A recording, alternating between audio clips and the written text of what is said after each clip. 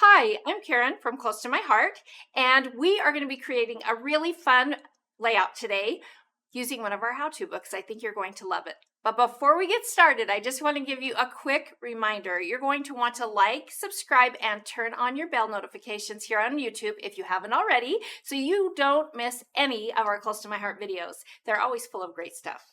Now let's get back to creating our layout. The book you see in front of me is one of our how-to books. It's Make It From Your Heart, Volume 5. It's a great place to start when you're getting ready to design. I had already printed out the photos that I knew I wanted to use today on my layout, and so I just flipped through the book and found a pattern that would work great with my photos. You can see here how awesome the patterns are, and as I looked through the book, I found that pattern number 15 was perfect for the sizes and orientations of the photos that I had. So I decided to go with that pattern.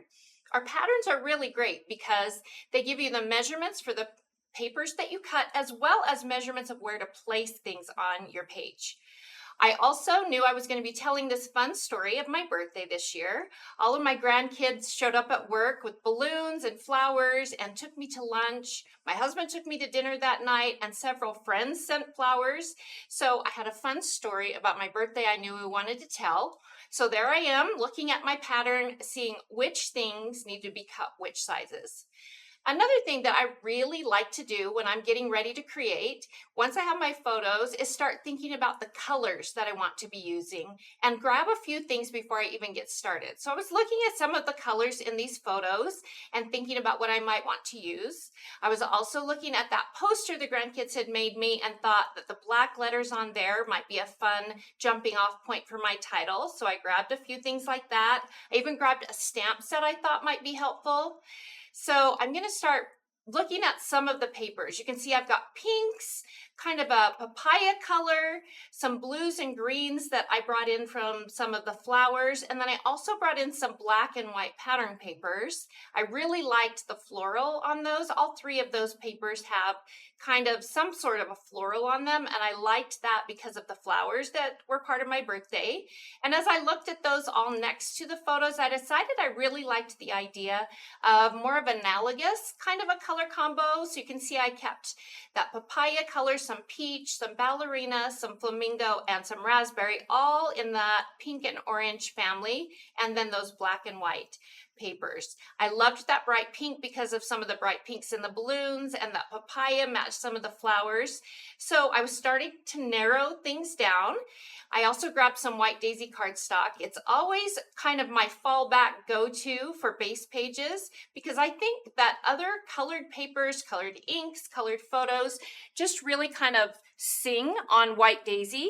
And so I knew as I started looking at things, I wanted to use that larger floral print. I really liked how that print looked a lot like the floral arrangement you see that I have sitting there on top of the paper. So I brought that in and was looking at my pattern and thought that top triangle would be perfect to do in that black and white floral because it would show it off a lot. But because there's not a lot of color there, it wouldn't fight with any of those photos.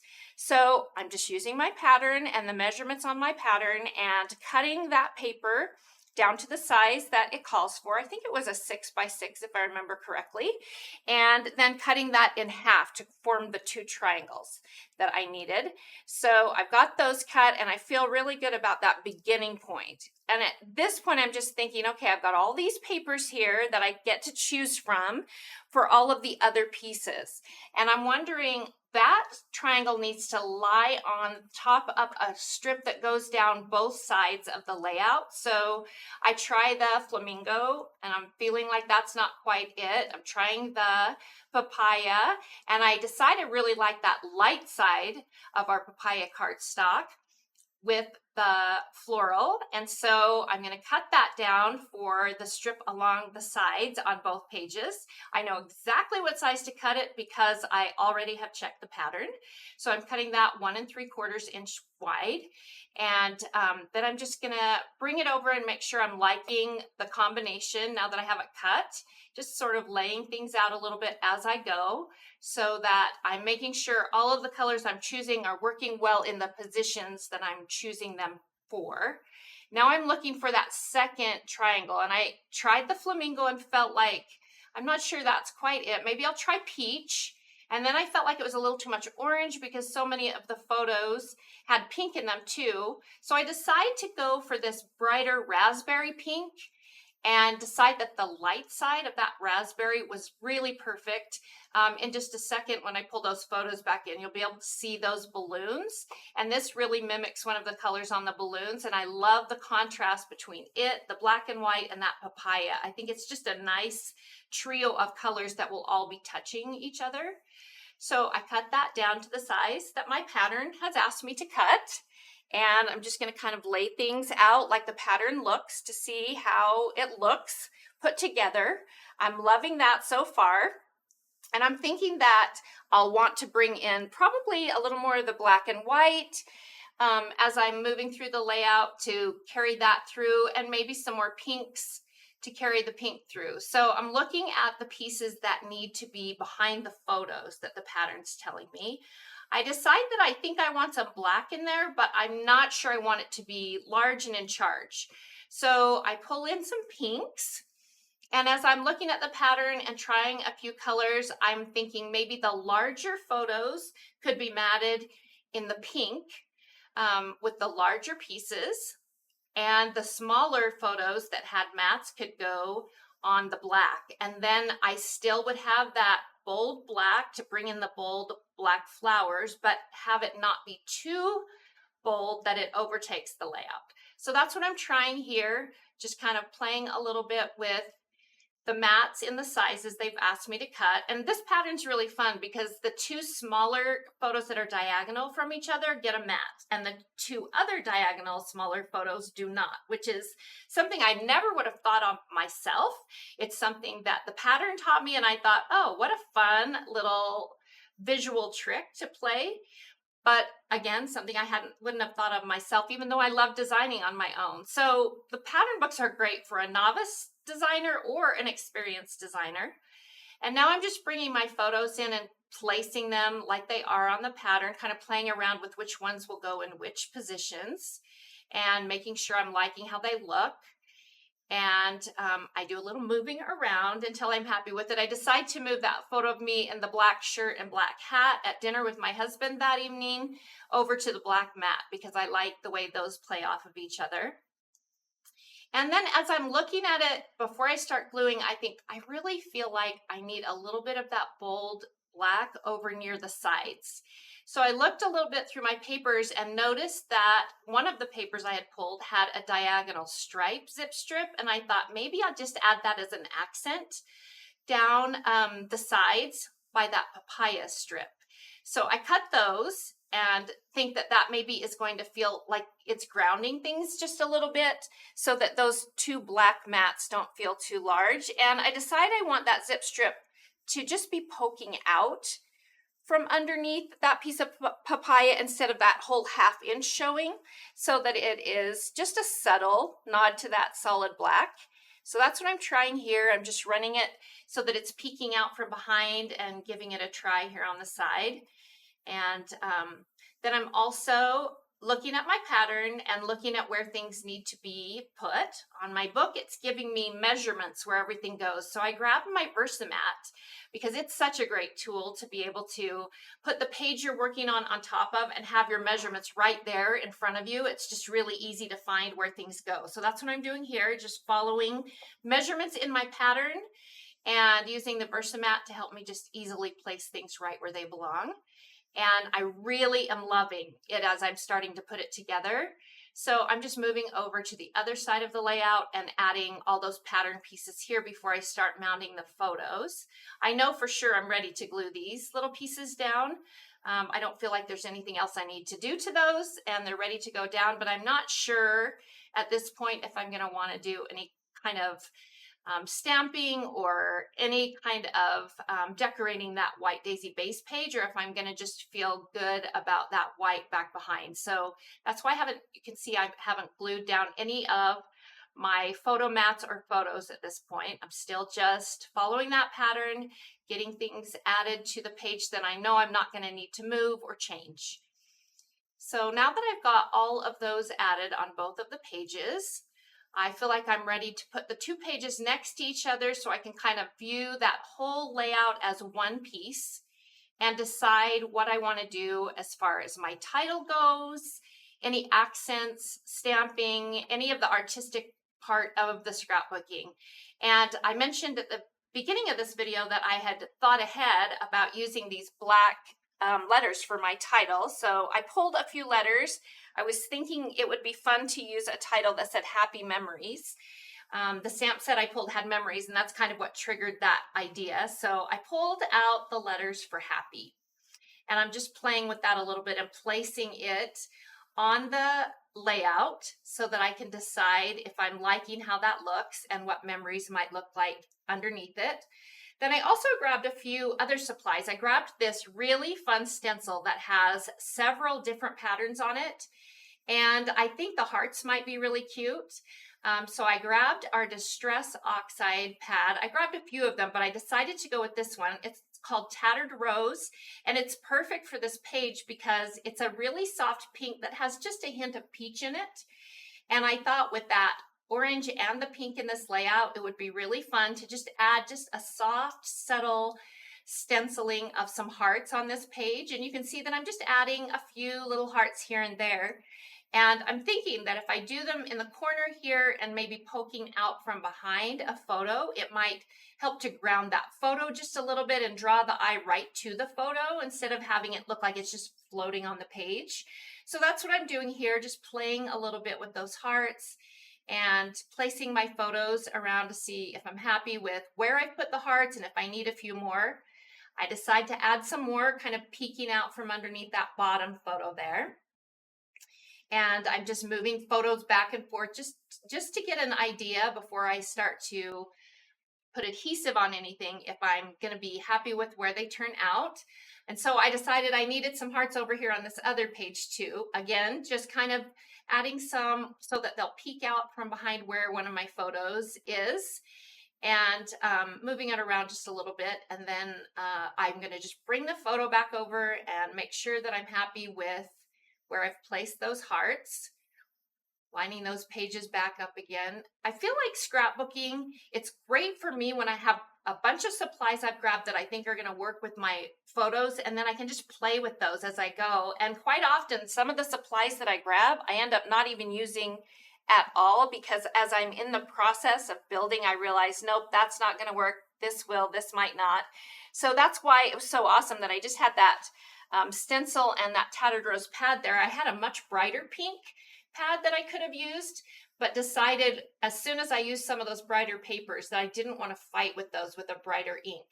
So I went with that really soft Tattered Rose, and you can see here that I'm ready to start committing here and gluing some of those pages down. And I'm also realizing I want a few more hearts right there, right around the edge of the top of that photo. I also realized at this point it would be really cool if I just added just a little bit of kind of just a little sponging through those stenciled hearts to soften them up just a little bit. So that's what I'm doing here.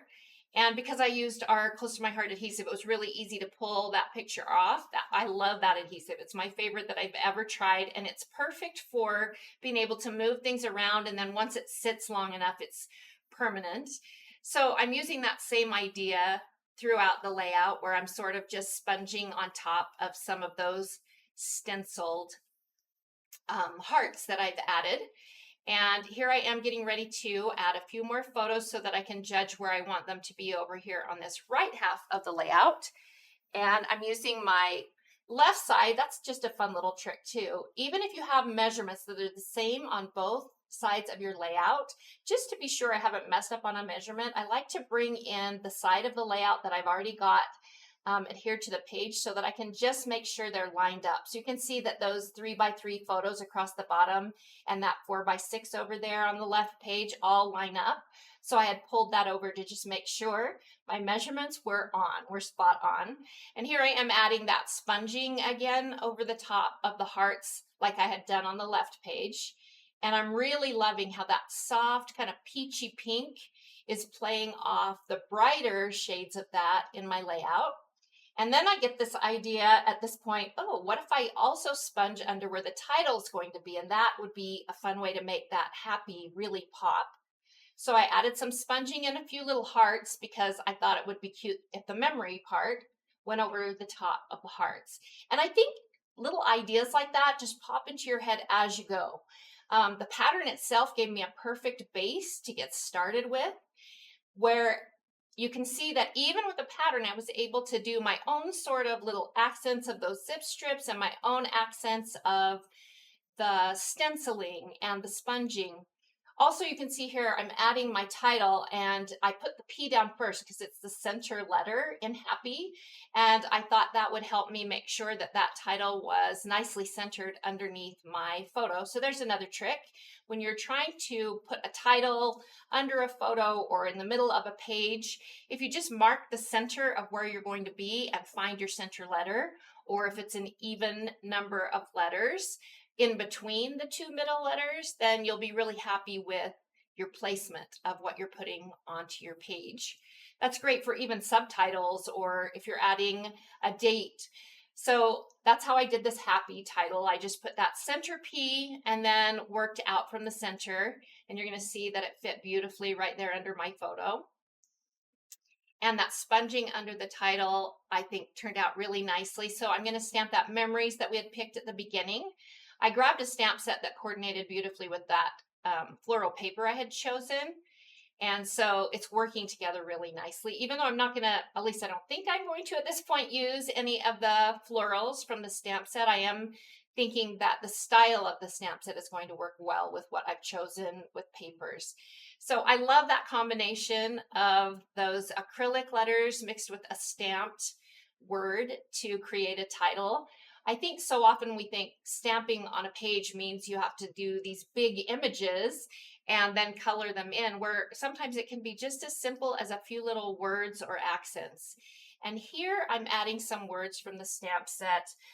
Trying to remember which ones I chose. Oh, I know which ones I chose. It says, "Life is made of moments." And I chose to add that underneath the photo of some of my daughters when we went to lunch that day. And it was a fun day. We had such a great time. If every birthday were like this birthday, it would be perfect. So I just can't even complain. My family is good to me. Then I added some cute little words up above the right photo to kind of balance what I'd done over there. And I'm just looking at my page now, and I've got my journaling printed. That's another thing I like to do kind of before I get started. Think a little bit about what I want to say, the story I want to tell on my page, so that even if I need to re-choose my spacing, if I don't want words quite as long, at least I know generally what kind of space I need for my story. And I thought that space above the very far left photo was a perfect place to be able to add my story. So I'm putting that on there, and I'm just telling about how the girls and the grandkids surprised me at work with posters and flowers and a picnic lunch. And then the next day, all the daughters took me to lunch, and that night my husband took me to dinner. We went shopping, and I mentioned on here, it made turning 55 not feel so bad. Actually, other than what is happening to my body, I am loving this stage of life. Bring on 56. That's how I feel. I love being a grandma. I love the peace and contentment I feel at this stage in life, and I wanted to portray that in the way I felt about my birthday. So I'm just looking at my stamp set here, trying to decide if there's anything else I want to add. I've got it laid there in front of me, and I also grabbed some embellishments. I loved these little black acrylic dots because they sort of mimicked the title. Oh, and at this point I'm thinking, ooh, there's some little black hearts in the stamp set that really kind of look a little bit like the hearts that I stenciled. And I thought adding those in the same area as the title and the journaling would help draw your eye to the title and the story, which I really liked, and also continue that little heart theme throughout the page. Then I also noticed on the stamp set that there is a cute little paint splatter in there. And I thought that would be cute to just add as an accent by my title and over kind of by my journaling. And so I do a little stamping there and a few other little places on the page. And you can tell that I stamped it and then didn't re-ink and stamped again for a first and a second generation image, so it looked a little more natural. And now I'm ready to add some of these black dots that really look so much like that happy that I used in my title. I'm also thinking this layout feels a little diagonal, right? Where we've got the journaling up at the top left and the title at the bottom right.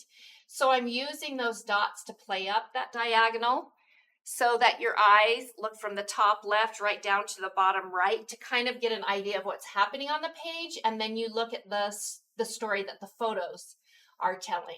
You can also see I printed some journaling on one of my photos down there in the bottom. And that's a handy thing to do too if you know Photoshop or any of those photo programs and you're wanting to convert maybe a rectangular photo into a square photo. It's a great way to add a little more space to that photo. So there's my layout from Make It From Your Heart 5, Pattern 15.